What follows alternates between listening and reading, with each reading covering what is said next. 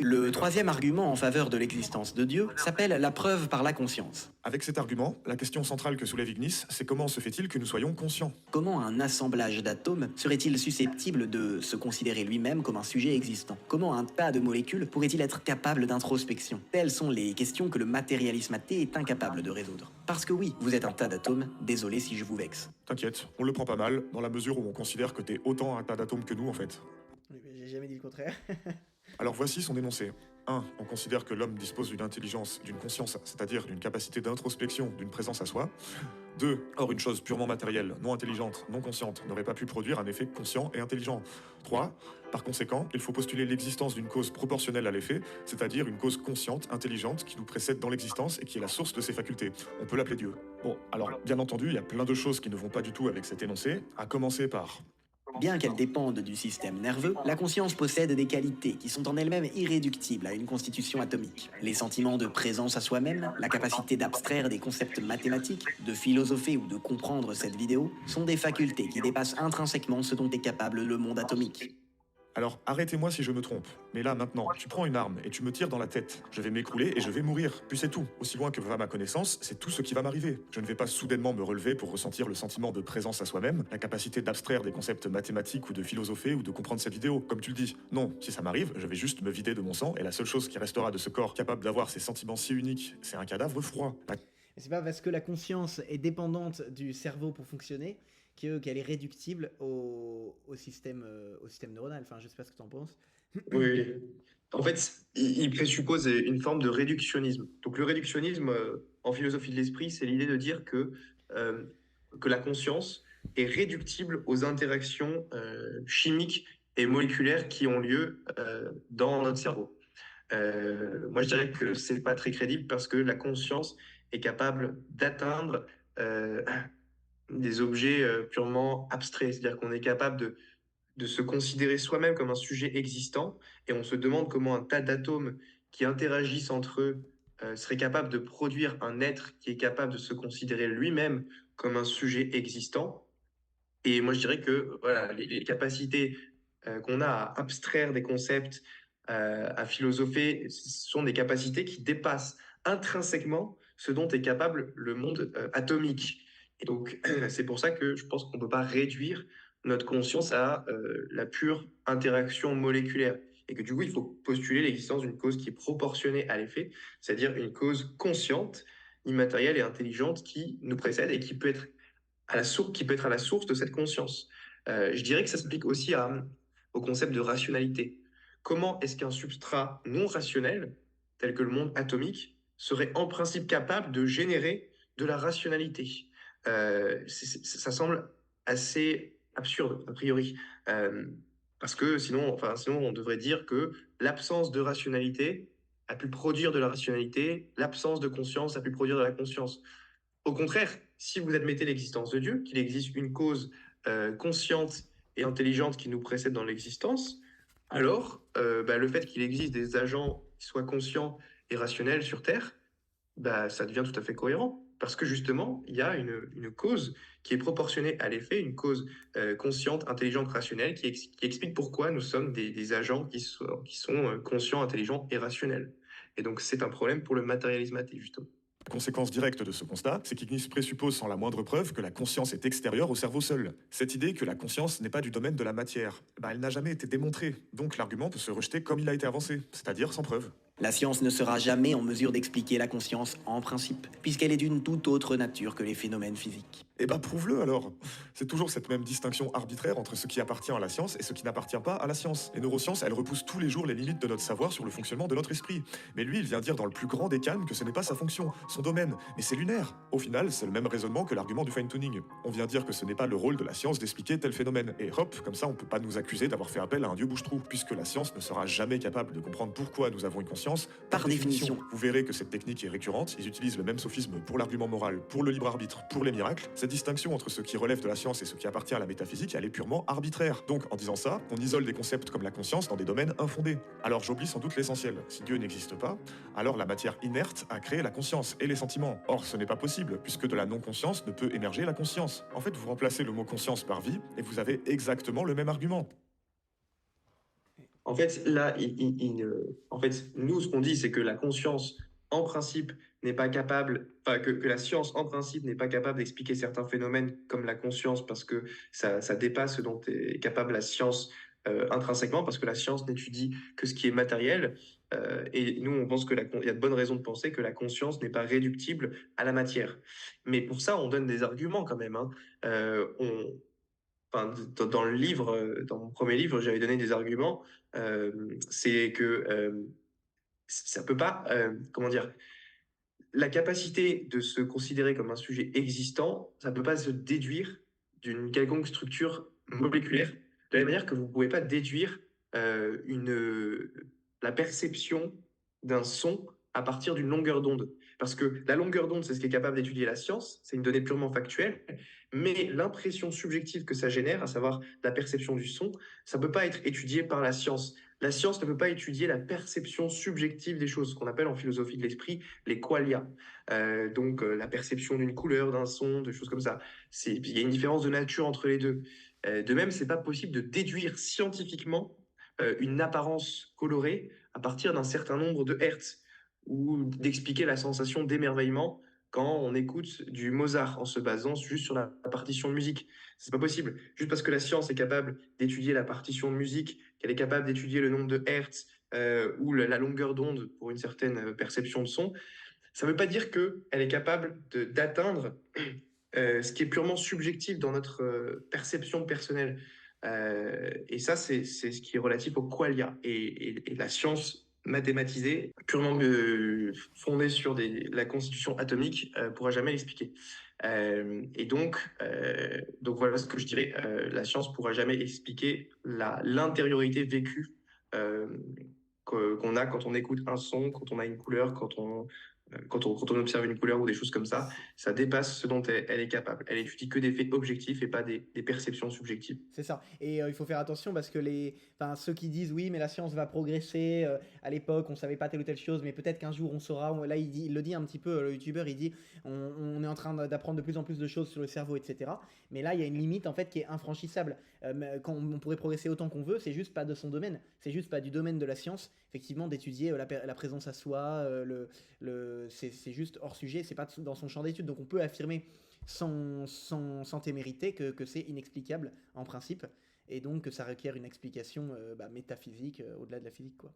Inerte Voilà. peut créer la vie, ça n'a pas de sens. C'est une impasse logique. En réalité, c'est toujours la même logique qui se cache derrière ces énoncés. Que ce soit la vie, la moralité, la cause de l'univers, la conscience, toutes ces choses ont le même point en commun, notre ignorance. Et oui, bien entendu que je ne suis pas fondamentalement en désaccord avec l'idée que la science ne peut pas expliquer toutes les choses qui dépendent de la conscience. En gros, je dis juste la même chose que d'habitude, et là vous me voyez sûrement venir, vous savez ce que je vais dire, eh bien oui, comme toujours. In reality, it gets back to our brain. We have to talk about the brain. How could this 3-pound piece of matter, think and feel? It seems incomprehensible. Robert, I guess that's the most pressing question that any of us can answer. And obviously, we don't know. Donc, en résumé, oui, pardonnez la redondance, mais comme toujours, c'est un argument dont la fonction et la raison d'exister se trouvent précisément dans notre ignorance. C'est un God of the Gaps, un bon vieux argument du dieu bouche-trou. Donc oui, je ne peux pas expliquer pourquoi la conscience a émergé. Mais on est dans le même bateau sur ce coup-là. Personne ne le peut, pas plus toi que personne d'autre sur cette terre en fait. Après, chacun peut apporter son explication, et on peut voir laquelle semble la plus rationnelle et la plus cohérente. Et donc, en apportant notre explication de Dieu, donc déjà, c'est pas un Dieu de bouche-trou, comme on l'a dit plusieurs fois, parce que c'est hors du domaine de la science, inexplicable en principe. Mais si l'explication de Dieu est parfaite pour expliquer ce phénomène, après, c'est une question de probabilité, comme on l'a dit tout à l'heure, de bayésianisme, et tout simplement, quoi.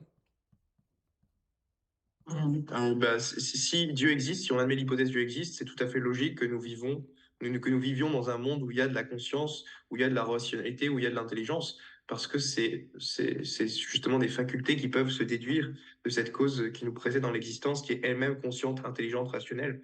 Et s'il n'y a pas cette cause consciente, intelligente, rationnelle qui nous précède dans l'existence, on ne voit pas en principe comment on pourrait obtenir des agents conscients, intelligents, rationnels et libres comme nous.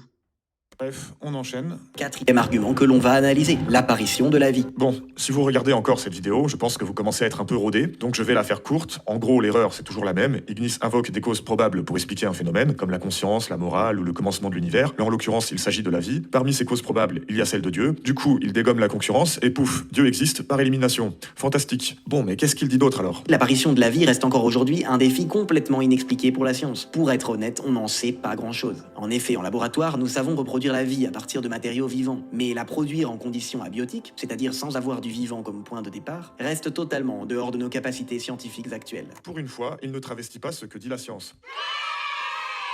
Oui, on ne sait pas comment la vie est apparue. Par contre, calmez votre joie, parce que ça ne va pas tarder à se transformer en un... Du coup, si on n'en sait rien, mon Dieu bouche-trou... Comme pour l'argument du fine-tuning, il insiste pas mal sur le caractère absolument improbable de la vie, via cet exemple du Airbus A320. Pour certains chercheurs, le fait que la cellule vivante soit d'une complexité effrayante prouve qu'elle n'a vraisemblablement pas pu apparaître par étapes, mais qu'elle est au contraire sortie du néant entièrement constituée. Les probabilités qu'un tel événement ait pu se produire sont similaires aux chances qu'aurait eu une tornade soufflant sur une décharge d'assemblée à partir d'un tas de ferraille, un Airbus A320 en parfait état de marche. Il semble donc en effet ontologiquement impossible que la matière inerte, simple et non intelligente, puisse produire par elle-même de la complexité et de l'intelligence. Pour la petite histoire, cet exemple il a été formulé pour la première fois dans les années 80. C'est l'astronome Fred Hoyle qui le présentait pour rejeter l'abiogenèse. L'exemple porte le petit sobriquet de Hoyle's fallacy. Par fallacy, il faut bien comprendre une erreur, quelque chose de fallacieux. En gros, si elle porte ce nom, ce n'est pas pour rien, ça fait longtemps que l'argument a été débunk. Le souci majeur, c'est l'idée qu'un Airbus A320 qui apparaîtrait d'un coup, ça présuppose qu'un organisme vivant complexe serait lui aussi, comme l'Airbus, apparu d'un coup. Sauf que ce n'est pas ce que nous dit la science évolutive. Entre la soupe primitive terrestre et Non, un mais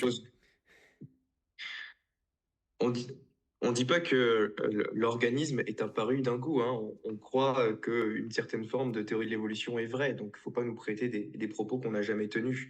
Donc l'analogie avec l'Airbus A380, c'est une analogie en termes d'improbabilité. Et donc ce que dit cette analogie, c'est que c'est aussi probable d'arriver à chacune de ces étapes pour concevoir la vie complexe que c'est de construire un objet complexe comme un Airbus 380 en si peu de temps. Donc, pour être plus précis, les scientifiques Barrow et Tipler avaient calculé que pour qu'il y ait l'apparition de la vie complexe telle qu'on la connaît sur Terre, il fallait franchir en principe 10 étapes. 10 étapes.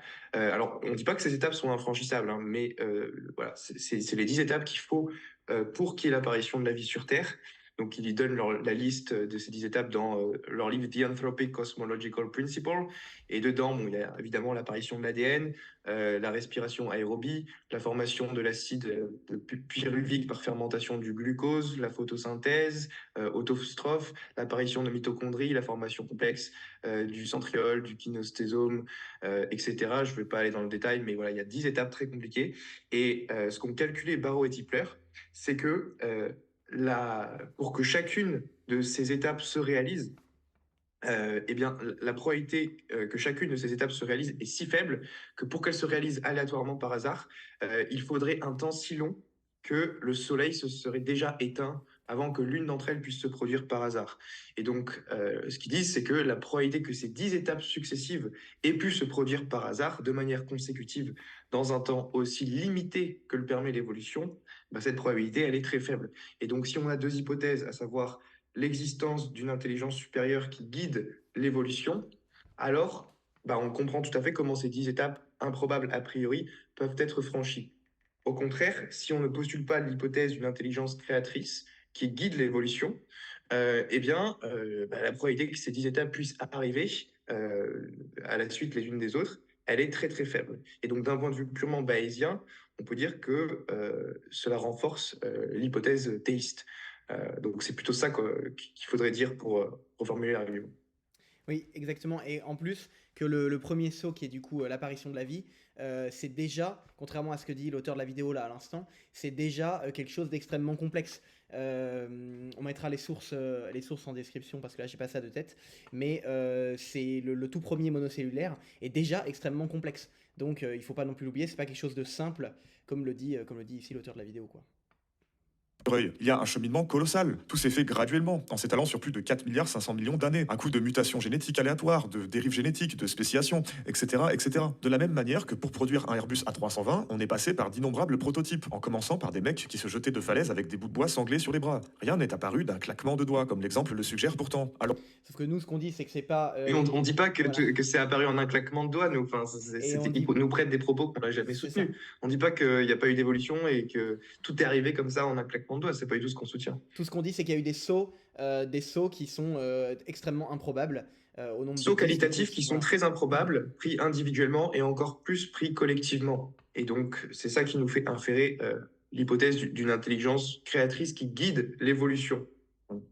on pourrait très bien me dire que oui, mais Ignis, il parle du saut entre l'inerte et le vivant. Là, tu parles de l'évolution du vivant. Encore une fois, j'en reviens à ce que je disais précédemment sur le vivant. Même de nos jours, on a des débats entre les biologistes sur la nature du vivant. Prenez les virus, par exemple. Eh ben, leur appartenance au monde du vivant, elle fait encore débat chez les chercheurs. On ne sait pas si un virus peut être considéré comme vivant, parce Mais qu'il quoi, coche ça certaines cases. Le fait qu'on ne sache pas si telle ou telle chose est vivante, par exemple le virus, effectivement, ce monsieur a raison, il y a un débat pour savoir si le virus est considéré comme un être vivant au sens propre, mais c'est totalement indépendant de l'argument. La question, on est tous d'accord qu'il existe des êtres vivants, voilà.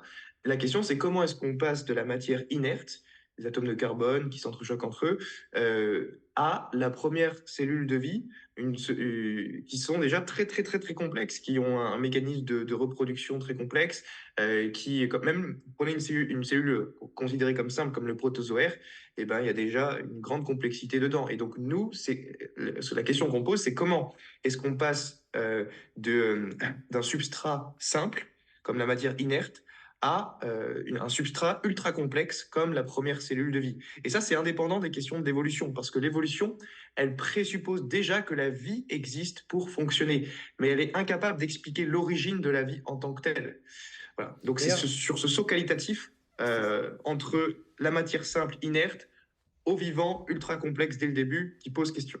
Et d'ailleurs, c'est pas son sujet à la théorie d'évolution d'expliquer l'apparition de la vie. En tout cas, je sais que les athées sont les premiers à reprendre les croyants là-dessus, sur les débats sur la théorie de l'évolution ou autre, pour bien préciser que justement l'origine de la vie ne fait pas partie de la théorie de l'évolution en fait. C'est autre chose quoi. Oui. Mais pas d'autres. Alors, est-ce que les virus doivent être considérés comme vivants?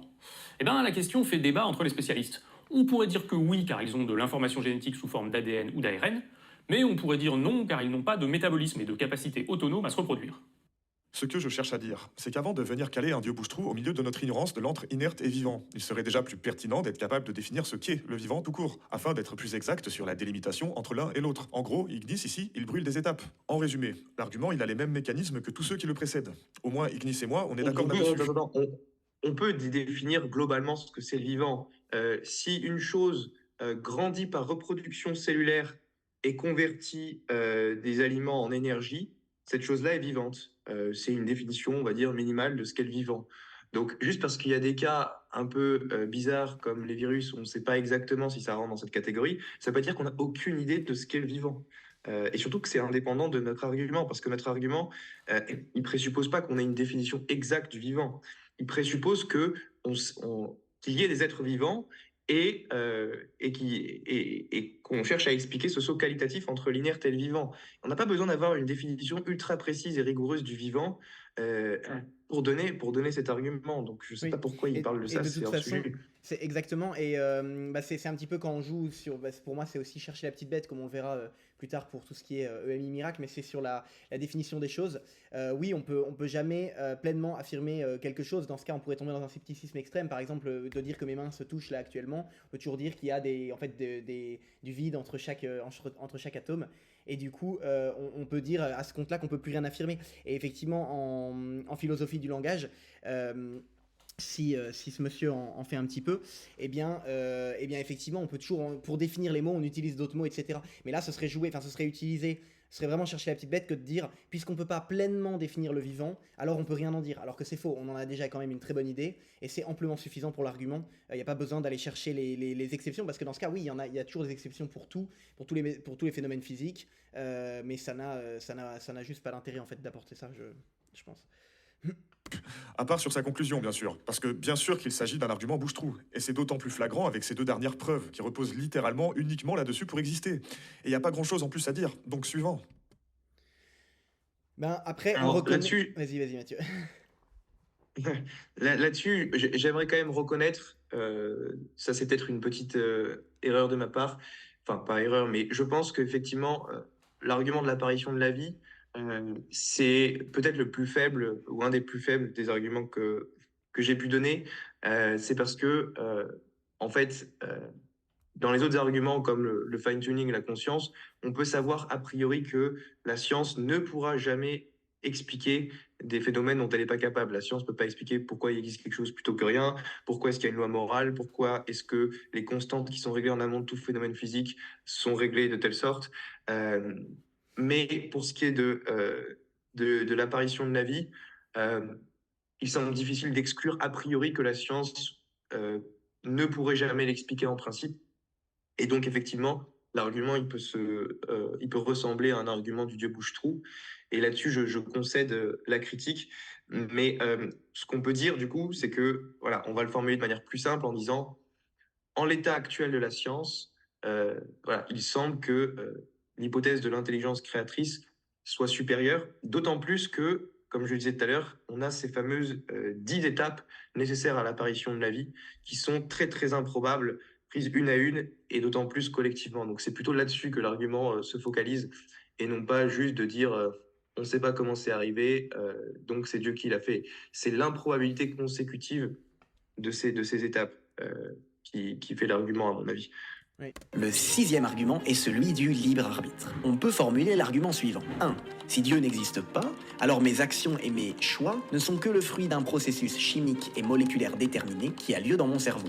2. Si mes choix ne sont que le résultat d'un processus chimique et moléculaire déterminé qui a lieu dans mon cerveau, alors je n'ai pas de libre arbitre. 3. Or, j'ai un libre arbitre. 4. Donc Dieu existe. Bon, une fois n'est pas coutume, l'argument se réfute d'exactement la même manière que l'argument précédent. Ignis passe au silence l'idée complètement gratuite qui stipule que le libre arbitre et Dieu ne font qu'un. Donc, je postule mon petit argument en ayant déjà l'intime conviction d'avoir du libre arbitre, mais waouh, quelle fut ma surprise d'apprendre que Dieu existe du coup. Donc, ensuite, Ignis déroule ce qu'il considère comme deux arguments en faveur de l'existence du libre arbitre. Par souci de format, je ne vais pas laisser dérouler les extraits qui sont relativement longs, mais en gros, ces deux arguments nous disent que, premièrement, si le libre arbitre n'existe pas, alors il est impossible d'avoir des connaissances rationnelles à proprement parler, car nous sommes déterminés à ne pas croire en Dieu. Donc, toute réflexion est parfaitement vaine, puisque de toute façon, tout est déterminé. Je suis déterminé à ne pas croire en ce que dit Ignis, et Ignis est aussi déterminé à ne pas croire en ce que je dis. Deuxième point, si le libre arbitre n'existe pas, alors les criminels ne sont moralement ni responsables ni coupables de leurs actes. Deuxième point relativement intuitif qu'Ignis illustre avec un exemple que voici. Faites le test. Essayez de dire devant le tribunal que vous n'êtes pas responsable du viol de cet enfant de 5 ans, car l'univers m'a déterminé à le faire. J'aimerais être là pour voir la tête du juge. Ce qui est assez cocasse avec ces deux preuves en faveur de l'existence du libre arbitre, c'est que ce n'en sont pas réellement en fait. C'est essentiellement des tentatives de réfutation du déterminisme, par opposition au libre arbitre. Mais en aucun cas, ce sont des preuves que nous avons un libre arbitre. Encore une fois, Ignis ici, il raisonne par élimination.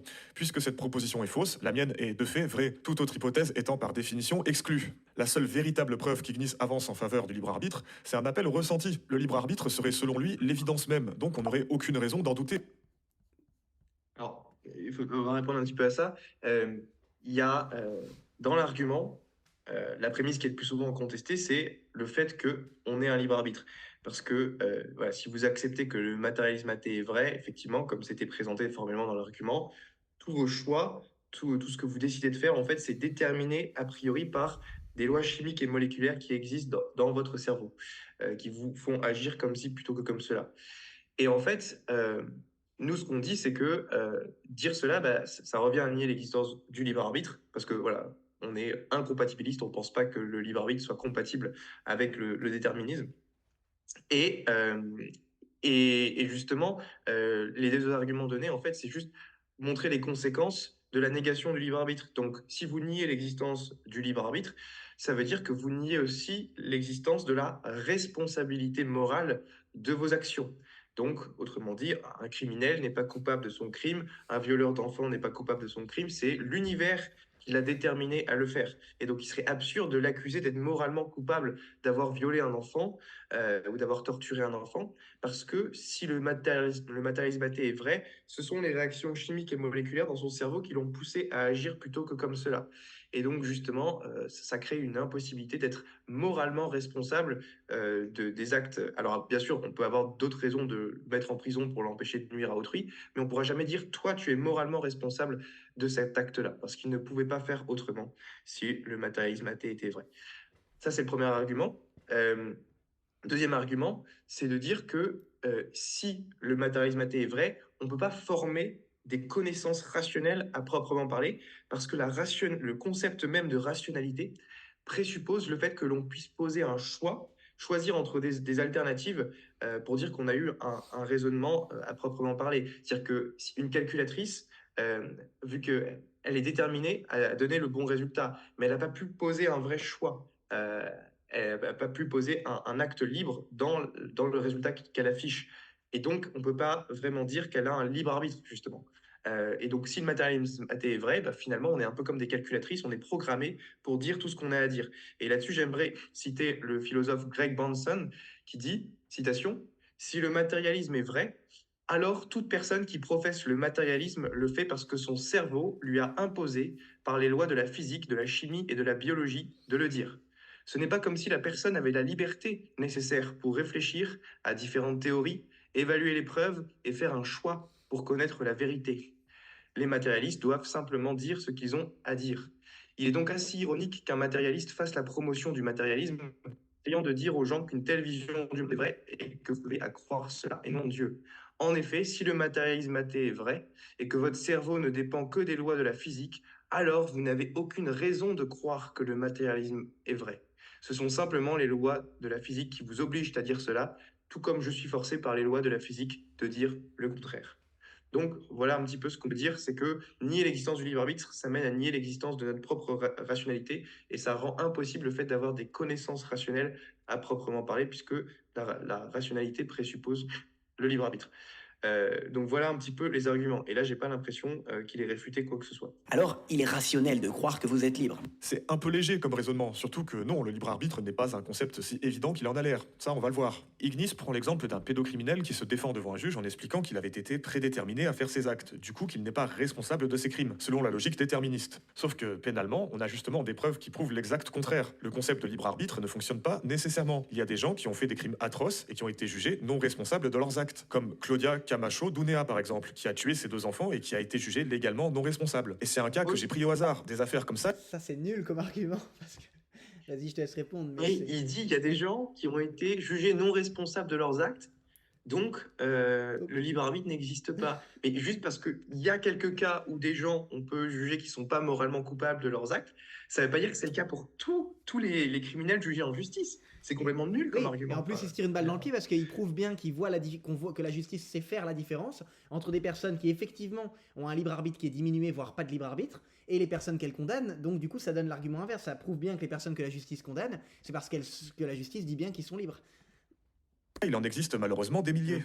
Quand tu es malade mentalement, ta maladie t'empêche d'avoir le moindre contrôle sur tes actes. Quel rôle joue le libre arbitre là-dedans? Eh ben aucun. Quand cette personne a donné la mort à ses 2 enfants, elle n'était pas libre de le faire. Elle avait une maladie mentale qui lui a fait perdre pied avec la réalité. C'est pas parce que cette personne n'était pas libre que personne ne l'est. C'est vrai que c'est... En termes de... Je comprends pas Oui. l'argument. Pour qu'il réfute notre argument, il devrait montrer qu'aucun des criminels n'est réellement responsable de ses actes.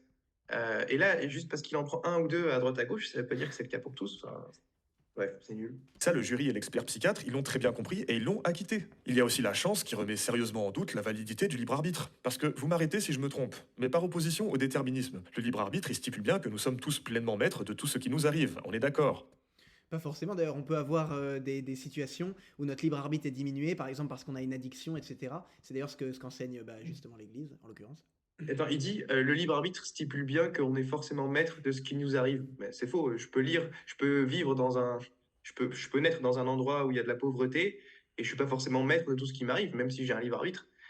Donc oui, c'est ça. En son fait, affirmation est le libre totalement arbitre, fausse. ça veut pas dire qu'on est tout puissant et qu'on est libre de faire tout ce qu'on veut. On a beaucoup de choses qui dépendent pas de nous mais on a aussi des choses qui peuvent dépendre de notre libre arbitre. L'idée est que vous contrôlez vos actions et les décisions que vous prenez ne sont que le fruit d'un acte de la volonté qui n'est pas déterminé par des conditions initiales. Mais admettons que, je sais pas moi, demain je traverse la rue et qu'il y a un pot de fleurs qui me tombe sur la tête depuis un balcon et qui me tue du coup, ou qu'une voiture m'éclate. Eh ben, il est où mon libre arbitre? J'ai pas choisi de mourir à cet instant-là. Et le gars qui m'a tué, qui va être jugé pour homicide involontaire, il a pas choisi que son pot me tue ou que sa voiture me tue. Bah non, dans un monde déterministe, cette histoire n'est pas incohérente. Le pot qui me tue, eh ben, tout simplement, c'est un événement qui appartient à la chaîne causale des événements antérieurs à ma mort, tout simplement. Voilà, c'est un peu du même ordre que les arguments sur le criminel. C'est pas parce qu'il y a parfois des événements qui dépendent pas de notre libre arbitre que le reste du temps, on n'a pas de libre arbitre. D'ailleurs, il se tire à nouveau une balle dans le pied, vu qu'il montre bien qu'il fait la différence entre des moments où son libre arbitre n'est pas engagé et des moments où son libre arbitre est engagé, quoi. Alors bien sûr, tous les criminels ne sont pas fous et malchanceux, loin de là. Et même si parfois des gens arrivent à s'élever socialement et à mener des vies très prospères tout en ayant eu une enfance horrible qui les prédestinait pourtant à la misère ou à la criminalité, on ne m'enlèvera pas l'idée que le milieu social et économique, il a un rôle dans notre destinée individuelle. Et que non, tout n'est pas question de libre arbitre. Quand t'as passé ton enfance à regarder tes parents se shooter à l'héroïne sur un matelas plein de pisse, personne va me faire croire que tu commences dans la vie avec les mêmes chances qu'un fils de bourgeois qui va dans une école prestigieuse privée. C'est pourtant l'idée que suggère le libre arbitre. Non, on n'a jamais dit ça. C'est tellement hors sujet ce qu'ils disent, parce que ça répond pas à l'argument. C'est un homme de paille, on n'a jamais dit que tout dépendait du libre arbitre. C'est pas parce que le libre arbitre existe que tout dépend du libre arbitre.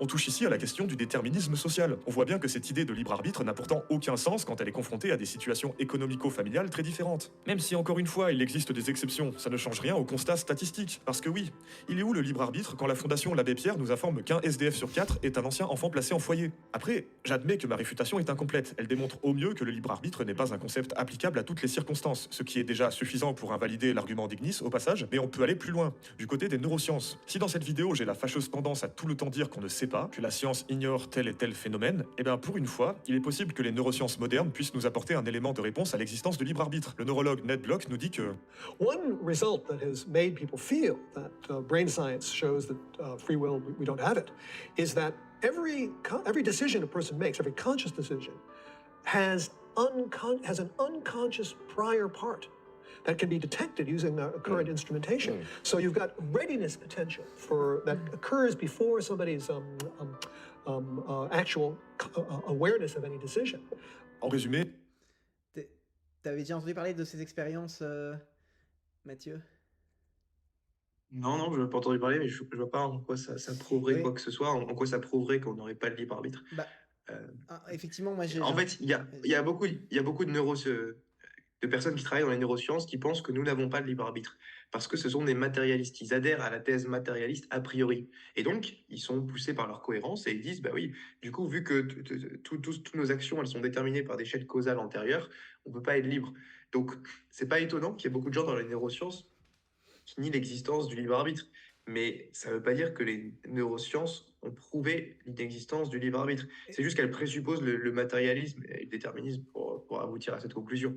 C'est clair. Et en plus, en fait, dans ces expériences, ils testent, ils vont demander à quelqu'un, par exemple, de faire un choix, d'appuyer sur un bouton, et ils vont regarder au moment du signal. Et ce qu'ils disent, en gros, c'est que quelques millisecondes, je ne sais pas si c'est des millisecondes ou plus, moins ou plus, avant que la personne prenne son choix, il y aurait quelque chose d'inconscient qui montrerait que ce serait déterminé. Mais en fait, on pourrait tout simplement rétorquer que c'est ce moment qui est perçu par les appareils, qui est justement ce moment de décision, et peut-être justement que comme nous, on tient que alors là tu me corriges si je me trompe, je m'aventure peut-être un peu, mais puisqu'on tient que le libre arbitre est justement une faculté spirituelle, et que c'est justement une des preuves de l'existence de Dieu, parce que ça ne se résume pas au fonctionnement cérébral, et bien peut-être que justement ce qui intrigue les scientifiques, cette chose qui se déclenche juste avant la prise de décision cérébrale, prouve peut-être justement que c'est quelque chose de spirituel qui est indétectable par les fonctionnements,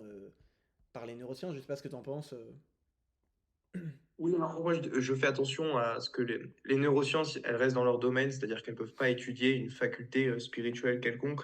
Donc, elles étudient que ce qui dépend des connexions neuronales. Et donc, je ne pense pas qu'elles pourraient établir en principe l'existence du surnaturel ou du spirituel. Mais, comment dire C'est ça, mais l'objection qu'elles donnent, les neurosciences, Je c'est pense de pas dire, que- c'est de Ouais. dire que c'est dans l'inconscient, en fait. Qu'il y a quelque chose qui voit dans l'inconscient, dans le cerveau, et que seulement après, le cerveau conscient va prendre sa décision. Bah, peut-être que ce qui est dans ce que les neurosciences Oui, appellent alors ça, oui. l'inconscient, Oui, c'est oui, bien peut-être Ça peut dépendre de l'existence du Ça libre peut arbitre. dépendre du libre arbitre, quoi. Ouais. Enfin, en tout Ouais. cas, ça ne suffit pas à réfuter. On sera d'accord pour dire que ça ne réfute absolument pas l'existence du libre arbitre qui, justement, serait spirituel, quoi. Oui, et d'ailleurs, du coup, enfin, vu qu'il répond pas de manière structurée et analytique aux prémices de nos arguments en disant, voilà, je conteste telle prémisse pour telle raison, on ne sait pas trop s'il nie l'existence du libre arbitre ou pas finalement. J'ai l'impression qu'il nie l'existence du libre arbitre, mais j'en suis pas sûr. Mais dans ce cas-là, il faut qu'il réponde à nos deux arguments qu'on a donnés en faveur du libre arbitre. Donc voilà, tant qu'il n'a pas fait ça, Oui, c'est bah, ça, parce que toi, ce que tu développes l'argument dans reste. ton livre et les arguments que je reprends ici, c'est que quelqu'un qui nie l'existence du libre arbitre, ça crée des implications qui sont intenables en pratique, en fait. On ne peut pas être cohérent et nier l'existence du libre arbitre, quoi. Mais en fait, on peut être cohérent, et c'est là où c'est drôle, c'est que Bertrand Russell, par exemple, pour répondre à l'argument de la responsabilité morale, il en était conscient et il disait, citation, quand un homme se conduit de façon brutale, nous le considérons intuitivement comme méchant et nous refusons de le regarder en face. Le fait que sa conduite résulte de causes antérieures, lesquelles, si l'on remontait assez loin, nous entraîneraient bien au-delà de sa naissance, donc jusqu'à des événements dont il ne saurait être tenu pour responsable, quelque effort d'imagination nous fissions. Quand un homme écrit un poème ou commet un meurtre, les mouvements du corps impliqués dans son acte résultent uniquement de causes physiques. Donc ça revient à dire que les meurtriers, qu'il n'y a pas de différence de responsabilité morale entre le meurtrier et le gars qui écrit un poème. Donc Bertrand Russell, lui, il allait jusqu'au bout de cette conclusion, mais c'est hyper dur à avaler. Il niait toute forme de responsabilité morale des criminels. Donc voilà ce que vous êtes obligé d'avaler si vous êtes un matérialiste athée cohérent. Il y a ça, plus l'argument du fait que le libre arbitre présuppose la rationalité, et ça, Russell n'en traite pas à ma connaissance. Et ça, c'est beaucoup plus dur à nier parce que si vous êtes d'accord avec le fait que le libre arbitre présuppose la rationalité et que vous niez l'existence du libre arbitre, bah, vous devez aussi nier l'existence de la rationalité. Et ça, c'est impossible. Aucun être peut nier l'existence de la rationalité parce que c'est autocontradictoire, sinon on peut même plus argumenter. Parce que l'argumentation avec autrui, ça présuppose la rationalité. Ouais. Donc j'aurais bien aimé de savoir ce que Russell aurait répondu sur ce point. Ça aurait été intéressant.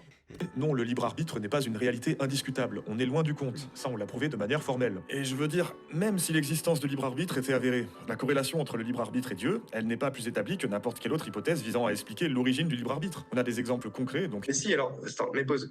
Si on a montré que le matérialisme athée est incapable de rendre compte de l'existence du libre arbitre et qu'on admet l'existence du libre arbitre, alors il s'ensuit qu'il faut une autre cause que le matérialisme athée pour expliquer pourquoi nous avons un libre arbitre. Et nous, ce qu'on dit avec Benoît, c'est que l'existence de Dieu explique tout à fait pourquoi on constate qu'il y a des agents libres dans ce monde. Si Dieu existe, si l'hypothèse Dieu existe est vraie, alors ce n'est pas du tout improbable qu'il y ait des agents libres dans ce monde. Au contraire, si Dieu n'existe pas, si le matérialisme athée est vrai, alors on ne voit pas comment on pourrait justifier l'existence d'un réel libre arbitre. Donc c'est ça l'argument. Et évidemment que ça pointe vers l'existence de Dieu. D'un point de vue bayésien, ça fait juste confirmer l'hypothèse Dieu existe. Voilà, bref. Et pour ceux qui ne savent pas, peut-être le bayésianisme, c'est le fait de faire des probabilités de quelle option est la plus probable, hein, c'est ça, Mathieu? Oui, c'est les probabilités conditionnelles, donc c'est P de A sachant B.